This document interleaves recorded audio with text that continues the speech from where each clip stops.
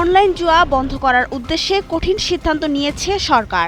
বাজি বা betting, match fixing বা স্পট ফিক্সিং সহ বিভিন্ন ধরনের জুয়া ও অনলাইন জুয়া প্রতিরোধে নতুন আইন করতে বিল পাস হয়েছে জাতীয় সংসদে। অনলাইন বেটিং এর অপরাধে সর্বোচ্চ 7 বছরের কারাদণ্ডের বিধান রাখা হয়েছে এ বিলে।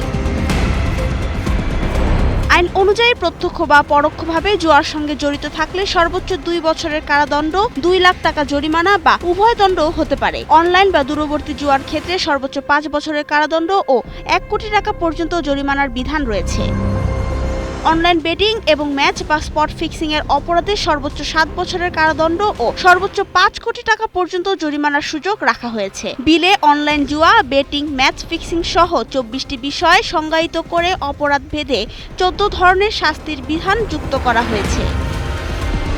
এদিকে আইনটির কিছু ধারা নিয়ে উদ্বেগ জানিয়েছে বিরোধী দল। ওয়েবসাইট, অ্যাপ, সার্ভার, ডোমেইন বা আইপি ঠিকানা ব্লক এবং আদালতের অনুমতি ছাড়া তল্লাশি ও জব্দের মতো বিরোধী মত দমনে ক্ষমতার অপব্যবহার হতে পারে বলে জানান রংপুর 4 আসনের সংসদ সদস্য আক্তার হোসেন। এখানে তল্লাশি এবং জব্দের জন্য বলা হয়েছে যে কোনো পুলিশ অফিসার যদি বিশ্বাস করেন যে এই ধরনের কোনো ঘটনা সংঘটিত হচ্ছে, তাহলে সেখানে তিনি তল্লাশি এবং জব্দ করতে পারবেন আদালতের অনুমতি ছাড়াই।